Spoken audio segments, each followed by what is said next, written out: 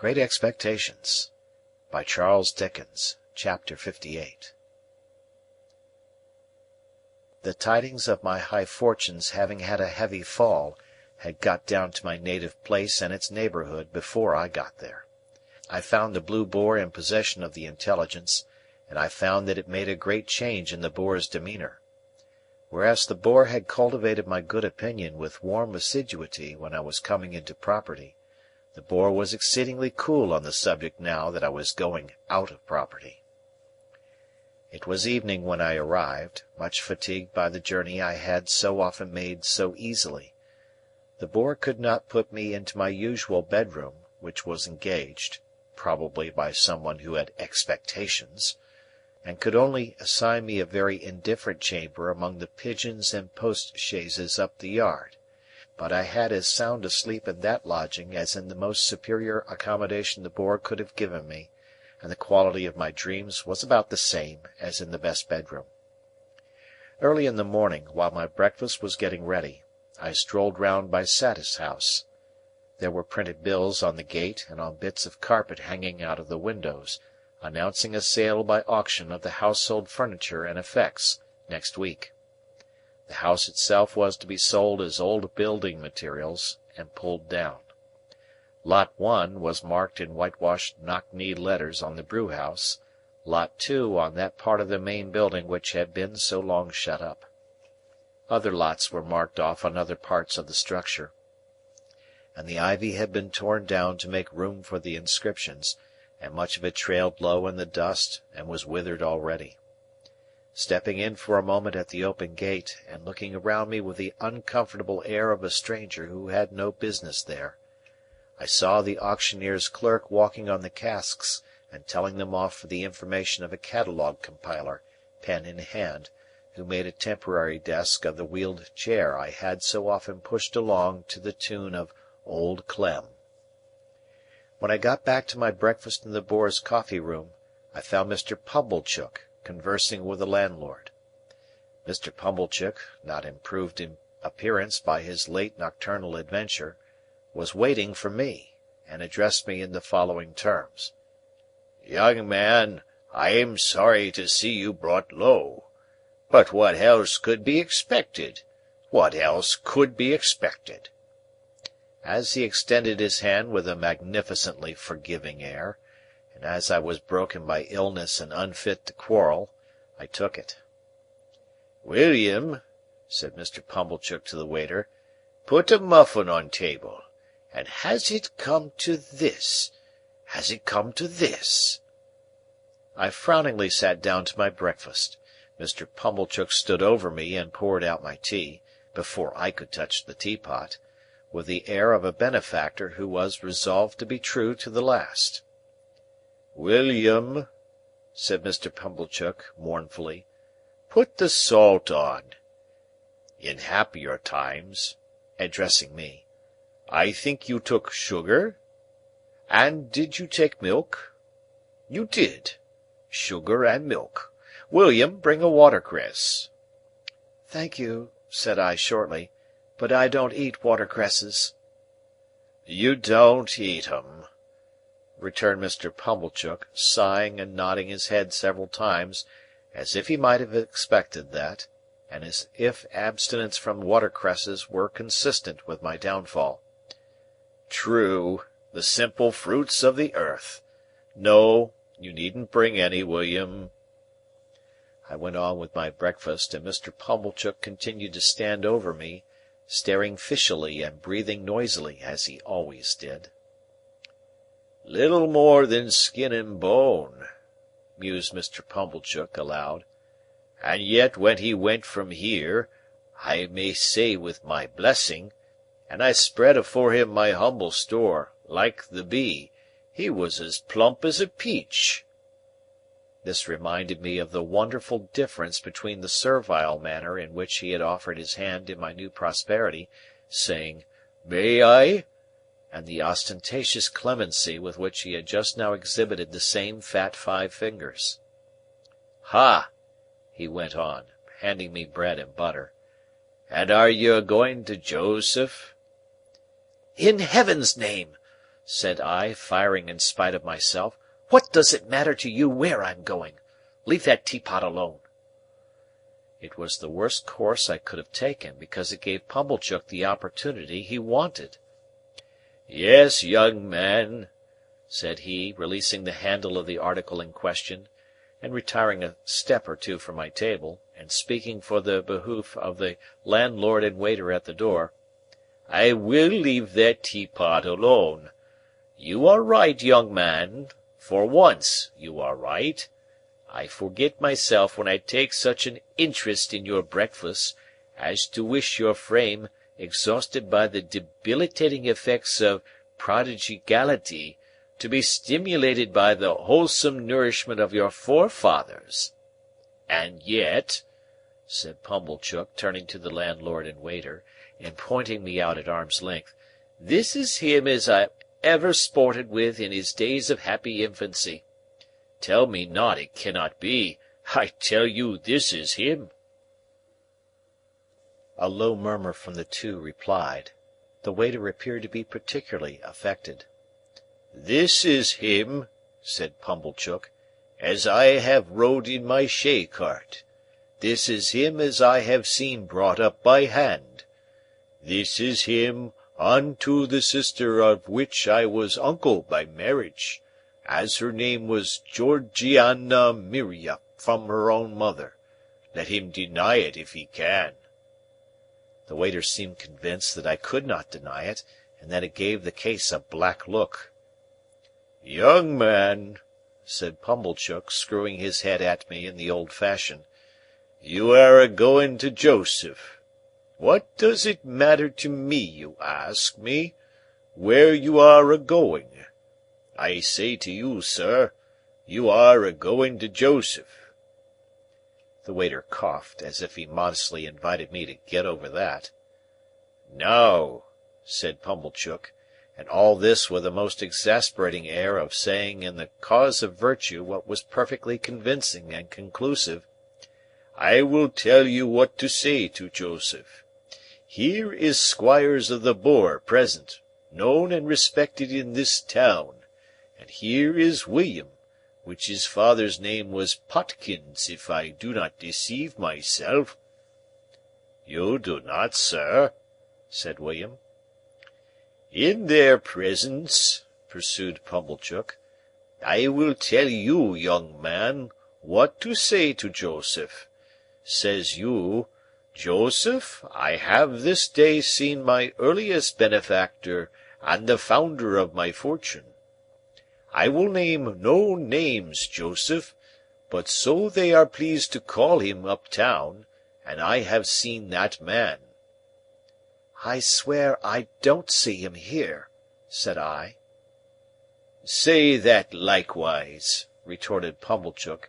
"Say you said that, and even Joseph will probably betray surprise." "There you quite mistake him," said I. "I know better."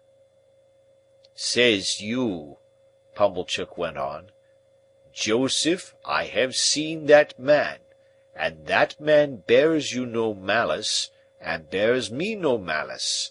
He knows your character, Joseph, and is well acquainted with your pig-headedness and ignorance, and he knows my character, Joseph, and he knows my want of gratitude. Yes, Joseph, says you," here Pumblechook shook his head and hand at me, "he knows my total deficiency of common human gratitude. He knows it, Joseph, as none can.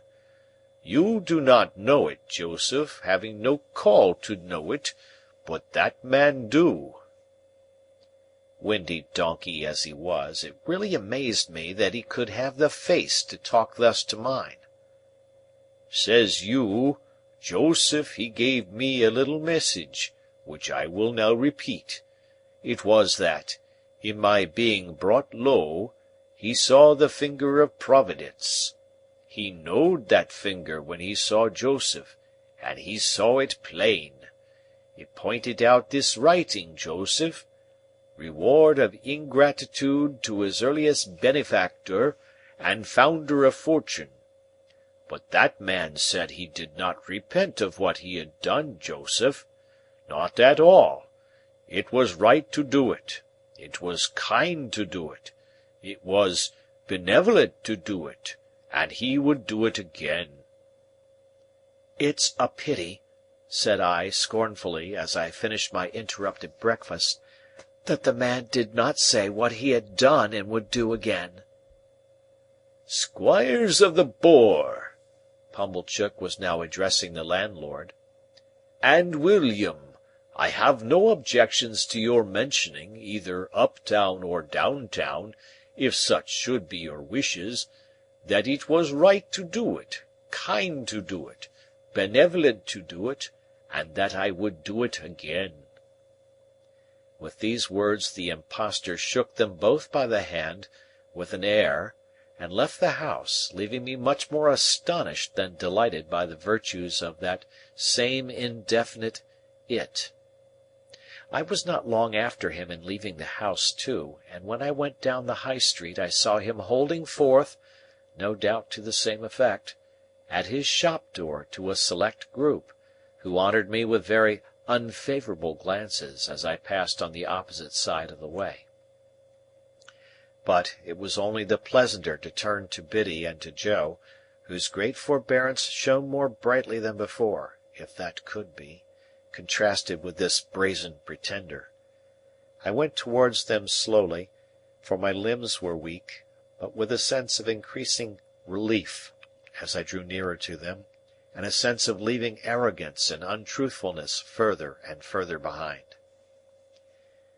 The June weather was delicious. The sky was blue. The larks were soaring high over the green corn. I thought all that countryside more beautiful and peaceful by far than I had ever known it to be yet. Many pleasant pictures of the life that I would lead there, and the change for the better that would come over my character when I had a guiding spirit at my side, whose simple faith and clear home wisdom I had proved, beguiled my way. They awakened a tender emotion in me, for my heart was softened by my return, and such a change had come to pass that I felt like one who was toiling home barefoot from distant travel, and whose wanderings had lasted many years. The schoolhouse where Biddy was mistress I had never seen, but the little roundabout lane by which I entered the village, for quietness' sake, took me past it. I was disappointed to find that the day was a holiday. No children were there, and Biddy's house was closed.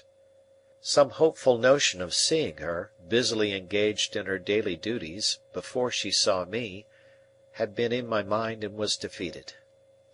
But the forge was a very short distance off, and I went towards it under the sweet green limes, listening for the clink of Joe's hammer. Long after I ought to have heard it, and long after I had fancied I'd heard it, and found it but a fancy, all was still. The limes were there, and the white thorns were there, and the chestnut trees were there, and their leaves rustled harmoniously when I stopped to listen, but the clink of Joe's hammer was not in the midsummer wind. Almost fearing, without knowing why, to come in view of the forge, I saw it at last, and saw that it was closed. No gleam of fire, no glittering shower of sparks, no roar of bellows, all shut up and still. But the house was not deserted, and the best parlour seemed to be in use, for there were white curtains fluttering in its window, and the window was open and gay with flowers. I went softly towards it, meaning to peep over the flowers, when Joe and Biddy stood before me, arm in arm.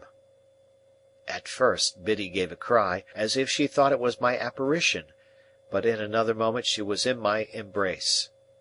I wept to see her, and she wept to see me, I because she looked so fresh and pleasant, she because I looked so worn and white. "But, dear Biddy, how smart you are!" "Yes, dear Pip." "And, Joe, how smart you are!" "Yes, dear old Pip, old chap." I looked at both of them, from one to the other, and then— "It's my wedding day!" cried Biddy in a burst of happiness, and I am married to Joe." They had taken me into the kitchen, and I had laid my head down on the old deal table. Biddy held one of my hands to her lips, and Joe's restoring touch was on my shoulder.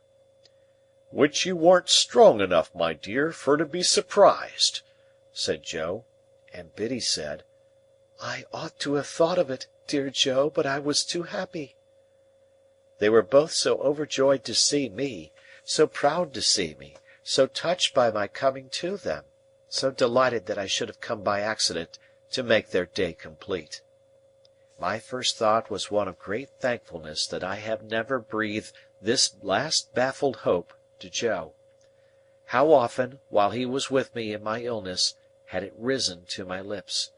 How irrevocable would have been his knowledge of it, if he had remained with me but another hour!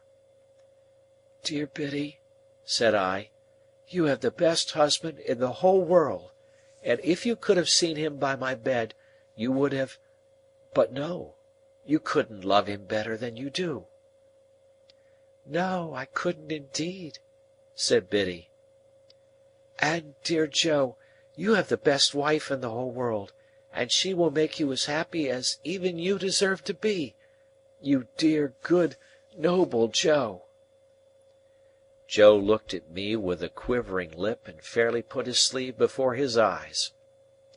"And Joe and Biddy both, as you have been to church to-day, and are in charity and love with all mankind, receive my humble thanks for all you have done for me, and all I have so ill repaid.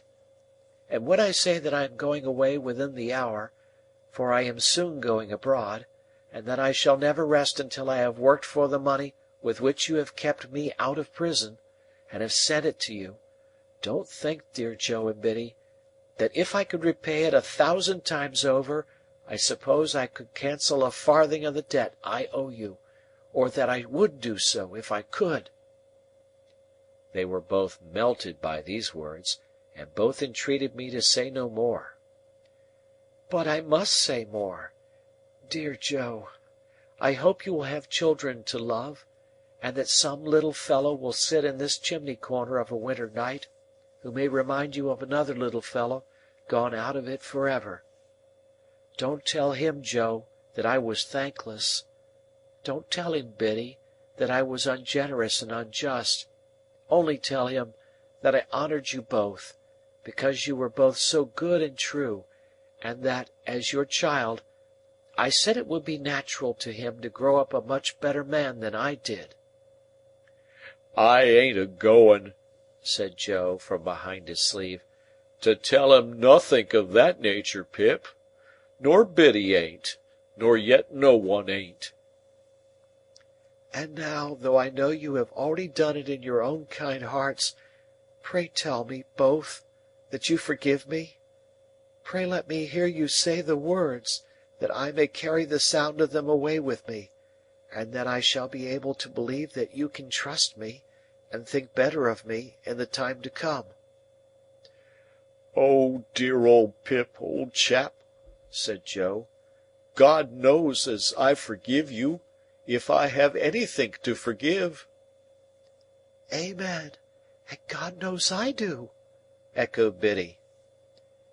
"Now let me go up and look at my old little room, and rest there a few minutes by myself, and then when I have eaten and drunk with you, go with me as far as the finger-post, dear Joe and Biddy, before we say good-bye."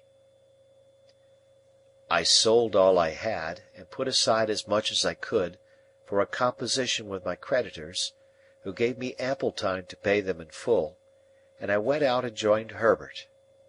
Within a month I had quitted England, and within 2 months I was clerk to Clarriker and Company, and within 4 months I assumed my first undivided responsibility.